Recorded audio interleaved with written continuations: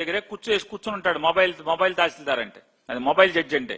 వెళ్ళి అతనికయ్యా నా పొలం చాలా తప్పులు చేశారు మీ సర్వే వాళ్ళు అని చెప్పి అబ్జెక్షన్ ఫైల్ చేస్తే వెంటనే ఆ అబ్జెక్షన్ రిసీవ్ చేసుకుని ఆ చుట్టుపక్కల పొలాల వాళ్ళందరికీ ప్లస్ ఆ రైతుకి ఒక డేట్ ఇచ్చి ఆ ఏదైతే మొబైల్ మ్యాజిస్ట్రేట్ ఉన్నాడో ఆ మొబైల్ మ్యాజిస్ట్రేట్ మండల సర్వేరు సర్వే టీము మొత్తం వాళ్ళ కళ్ల ముందే చూపించి డాక్యుమెంట్స్ వెబ్బడంగలు ఆర్ఎస్ఆర్ దాఖలా డాక్యుమెంట్స్ ఈ ఎల్పిఎంలు ఏదైతే ఓఆర్ఐ షీట్లు వచ్చినాయో ఆర్తో రెక్టిఫైడ్ ఇమేజ్ షీట్లు వచ్చినాయో వాటిని చూపించి ఇదిగో నీ గట్లు ఇలా ఉన్నాయి, నీ డాక్యుమెంట్స్ ఇట్లా ఉన్నాయి, అడంగలు ఇట్లా ఉంది, వెబ్బడంగలు అన్నీ చూపించి చుట్టుపక్కల రైతులను కూడా పిలిచి అందరు పొలాలు కూడా కొడిచి అతన్ని సంతృప్తి పరిచిన తర్వాత మాత్రమే ఫైనల్ స్పీకింగ్ ఆర్డర్ ఇస్తారు ఆ మొబైల్ మ్యాజిస్ట్రేట్ గారు. మొబైల్ మ్యాజిస్ట్రేట్లు ఎవరు? డిప్యూటీ తహసీల్దారులు. గతంలో వీళ్ళు ఉన్నారా? లేరు కదా. ఎవరైతే ఆర్ఎస్డిటీల కింద జగన్మోహన్ రెడ్డి గారు ఒక జీవో తీసుకొచ్చి ప్రమోషన్లు ఇచ్చాడు, సీనియర్ అసిస్టెంట్లుగా ఉన్నటువంటి రెవెన్యూ ఎంప్లాయీస్ అందరినీ కూడా డీటీలుగా ఆర్ఎస్డిటీల కింద ప్రమోట్ చేశారు. ఇవాళ అదే ఆర్ఎస్డిటీలు అందరినీ కూడా మీరు వాడుకుంటున్నారా, వాడుకోవట్లేదా? అదే మొబైల్ మ్యాజిస్ట్రేట్ ఉద్యోగాన్ని పెట్టి అతన్ని వాడుతున్నారా, మీరు వాడతలేదా అంటున్నా. ఎంతమంది వాళ్ళ డీటీలుగా ప్రమోషన్ పొందున్నారు జగన్మోహన్ రెడ్డి గారి నిర్ణయం వల్ల, ఈ సర్వే చేయటం వల్ల. వీళ్ళందరూ మీ వ్యవస్థలో ఇవాళ ఎంతమంది డిప్యూటీ తహసీల్దారులు అయ్యారు? జగన్ గారి నిర్ణయం వల్ల కాదా?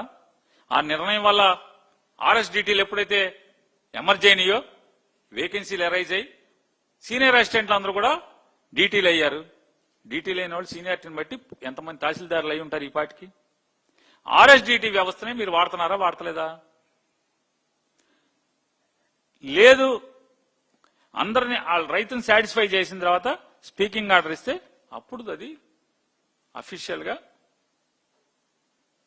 అక్కడి నుంచి మ్యాజిస్ట్రేట్ ఎప్పుడైతే మొబైల్ మ్యాజిస్ట్రేట్ స్పీకింగ్ ఆర్డర్ ఇస్తాడో స్పీకింగ్ ఆర్డర్ సర్వేర్ ఏం చేస్తాడు, దాన్ని లాగిన్ లోకి వెళ్ళి అప్లోడ్ చేస్తాడు.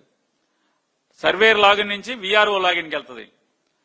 దాంట్లో రిమార్క్స్ ఎక్కడన్నా ఉంటే, అంటే మ్యుటేషన్ ప్రాబ్లమ్స్ ఉంటే, అంటే పొలం మీద ఒకడున్నాడు కానీ అడంగల్లో కనుక వేరే పేరు ఉంటే కనుక దాంట్లో రైజ్ చేస్తాడు సర్వేర్ లాగిన్ లో మ్యుటేషన్ ఇష్యూ ఉంది చూసుకోమని. వెంటనే విఆర్ఓ మళ్ళీ గ్రౌండ్ లో రైతులతోనూ అందరితో మాట్లాడుకుని ఒకవేళ పొలం చేయి మారితే రికార్డులో మ్యుటేషన్ అవ్వలేదా ఏంటో చూసుకుని అతను మ్యుటేషన్ చేసి అతను మళ్ళీ లాగిన్ నుంచి ఎంఆర్ఓకు పంపిస్తాడు రికమెండ్ చేసి. ఎంఆర్ఓ దాన్ని అప్రూవ్ చేసి ఆర్డీఓ లాగిన్ నుంచి జాయింట్ కలెక్టర్ లాగిన్ తర్వాత మీకు ఈ మొత్తం అంతా కూడా సర్వే కంప్లీట్ అయినట్టుగా ఇంతమంది ఆఫీసర్లు చెక్ చేసి అందరూ అప్రూవ్ చేసిన తర్వాత పాస్ పుస్తకం ప్రింట్ అయ్యి వస్తుంది. దీన్ని మీరు ఇవాళ ఎస్ఓపి అంటారు. ఏమంటే 52 కాదు, 4 కాదు, చతుర్ముఖం కాదు, 52 కాదు, ఈ కూడా నేర్చుకోండి. ఏమవుతుంది అయిన తర్వాత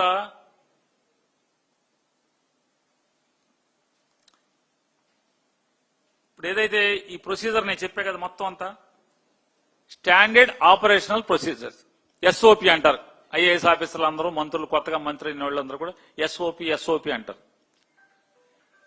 జగన్మోహన్ రెడ్డి గారు పెట్టిన ఎస్ఓపి కాకుండా మీరు ఇవాళ చేస్తున్న సర్వేలో ఏమైనా ఎస్ఓపి మార్చారా? అదే ఎస్ఓపి కదా, సేమ్ ప్రొసీజర్ కదా, ఏం మార్చారు? ఏమన్నా ఉంటే కావాలని జగన్ గారిని కాపీ కొడతారని దాంట్లో ఫస్ట్ లో ఉన్నది మూడోది ఉన్నదాన్ని 27 ఈ తప్పితే ఏముంది? ఆ స్టాండర్డ్ ఆపరేషన్స్ లో కింద మీద పెడుతుంది తప్పితే 9 నోటీస్ ఇవ్వటం ఏమైనా ఆపారా మీరు? లేకపోతే మా ప్రొసీజర్ ఏమన్నా డీవేట్ చేసి మీరు ఏమన్నా కొత్తగా చేస్తున్నారా? ఏం చేయట్లేదు కదా. మీరు చెప్పారు ఇన్నాకడ రైతుల అంగీకారం లేకుండా మీరు అన్ని చేసేస్తున్నారు, ఛాలెంజ్ చేస్తా. ఈ సర్వే జగన్మోహన్ రెడ్డి గారు చేసిన సర్వే, మీరేదైతే జగన్ గారిని కాపీ కొట్టి మీరు చేస్తున్నారో సర్వే, ఈ సర్వేలు ఎక్కడైనా సరే మీరు రుజువు చేయండి అంటున్నా. మీరు మినిస్టర్ గారు కదా. రైతు అంగీకారం లేకుండా, రైతుకు చెప్పకుండా, రైతుకి 9(2) నోటీస్ ఇవ్వకుండా ఎక్కడన్నా ఫైనల్ చేశారా సర్వేని? చెప్పండి ఎక్కడన్నా. రైతు అప్పీల్ చేసుకున్నాక అతనికి పూర్తిగా ఒక 10 మంది అంటే మండల సర్వేయరు, వాళ్ళు వీళ్ళు విఆర్ఓలు అందరూ కలిసి కొలిచి కదా రైతుకి దాంట్లో తప్పులేంటి చూపించేది. మరి ఇంతమంది ఫార్వర్డ్ చేశాక ఫైనల్ గా 13 నోటిఫికేషన్ ఇష్యూ చేస్తారు. జాయింట్ కలెక్టర్ లాగిన్ లో అప్రూవల్ అయిన తర్వాత ఈ సర్వేకి ఫైనల్ గా 13 నోటిఫికేషన్ ఇస్తారు. మీరు అదే ఇస్తున్నారా? నంబర్ ఏమైనా మార్చి 13 బదులు 15 అని పెట్టుంటారు అంతే.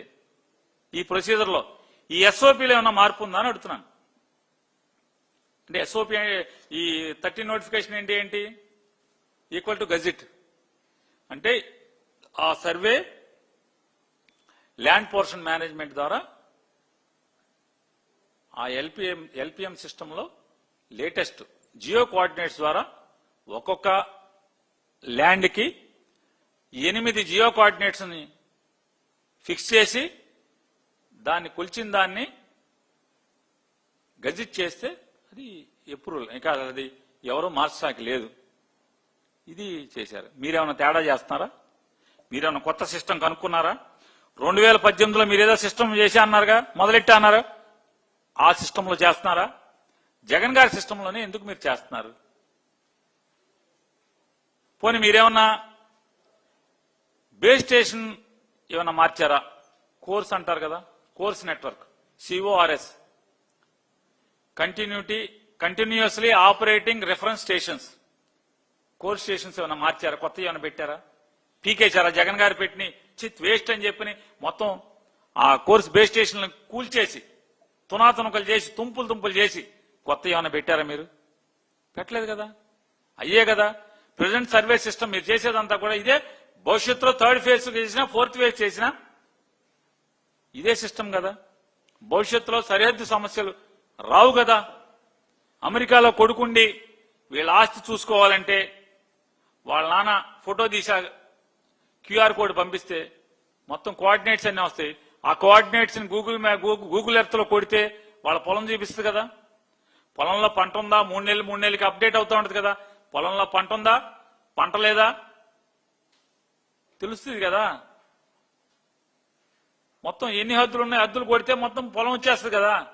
మీరేం చేస్తున్నారు? జగన్మోహన్ రెడ్డి గారు పాస్ పుస్తకంలో కాంది మీ దాంట్లో ఒకటి ఏంటంటే ఒక సరిహద్దుని మీరు కలిపారు. దాంట్లో ఒకే ఒక సరిహద్దుని, ఆ సరిహద్దుని కలపడం లేదు. గూగుల్ మ్యాప్స్ లింక్ చేయడం దాంట్లో అలా కనపడుతుంది. గూగుల్ మ్యాప్స్ లో, గూగుల్ ఎర్త్ లో అది కనపడుతుంది. అంతే కదా. ఏం చేశారు మీరన్నా? జనం కొట్టుకున్నా మేము పెట్టినప్పుడే ఆ కోఆర్డినేట్స్ గూగుల్ ఎర్త్ లో కొడితే కనపడుతుంది. నువ్వేమో ఆ QR కొడితే ఓ లింక్ ఇచ్చి ఆ సరిహద్దుల్లో ఒక గట్టు అంటే ఒక సరిహద్దుకి వెళ్ళి నీకు బొమ్మ కనపడుతుంది. అంతకు మించి నువ్వు చేసింది ఏంటని అడుగుతున్నా. మినిస్టర్ గారు చెప్పండి, ఏం చేశారు?